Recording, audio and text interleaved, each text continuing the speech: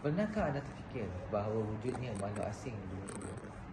Secara peribadinya, saya pernah mempercayai bahawa wujudnya makhluk asing di dunia ini, kerana alam semesta kita begitu luas tak terhingga. Tidak hairanlah wujud hidupan lain selain daripada manusia.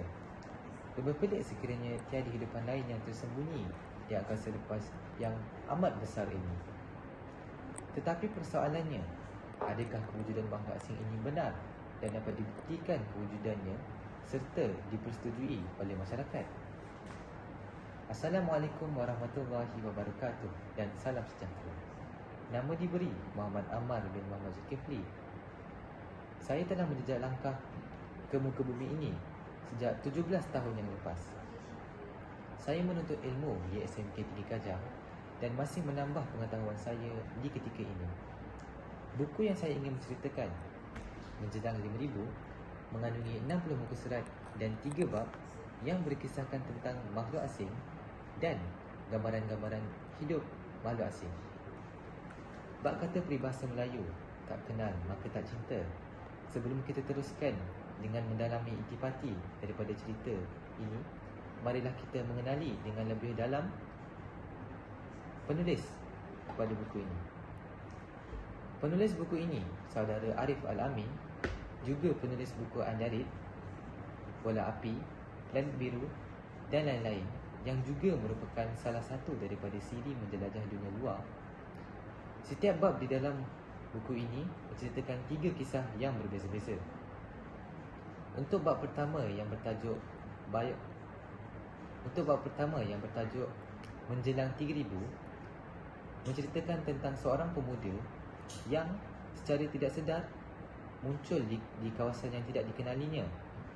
Dia cuba untuk mencari jalan keluar, tetapi ditangkap oleh satu makhluk yang dipanggil sebagai ape, yang menyerupai monyet tetapi lebih besar. Ape itu memberitahu kepada pemuda itu tentang kekejaman manusia di muka bumi yang menyeksa spesiesnya. Pemuda itu seterusnya dikecilkan dan diseksa seperti mana manusia menyeksa monyet dan kera di muka bumi. Untuk bab kedua yang bertajuk Biosign, menceritakan tentang wabak daripada angkasa lepas yang melanda bumi Manila dan Kuala Lumpur. Ini tidak disebutkan di dalam buku, tetapi kemungkinan besar wabak ini sudah sampai ke seluruh pelosok planet bumi.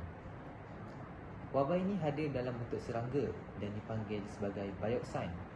Dikatakan bahawa serangga ini hanya menyerang setiap benda yang bergerak. Untuk bab ketiga pula, tajuknya Makhluk Scorpion, menceritakan tentang pengkaji yang mengkaji tentang punca kebakaran hutan dan secara tidak sengaja terjumpa dengan makhluk asing yang terhempas ke muka bumi kerana mengejar banduan yang lari daripada planet Scorpion. Rupanya, kebakaran hutan itu berpunca daripada kapal angkasa yang terhempas milik makhluk asing tersebut. Makhluk asing itu sedang menanti rakan-rakannya dari planet Scorpion untuk datang mengambilnya. Pengkaji itu mengambil kesempatan masa itu untuk bertanya soalan kepada makhluk asing itu tentang planetnya Scorpion. Pengajaran yang kita boleh ambil daripada cerita ini antaranya ialah berbuat baik kepada setiap hidupan. Berbuat baik bukan sahaja dengan rakan-rakan, ibu bapa, guru-guru, tetapi juga dengan haiwan. Dengan haiwan juga kita perlu melakukan kebaikan. Sebagai contoh, anda melihat seekor kucing di tepi jalan yang sedang kelaparan dan anda mempunyai sedikit makanan. Sebagai manusia yang berperi kemanusiaan, tindakan yang baik ialah untuk memberikan sedikit makanan kepada kucing tersebut.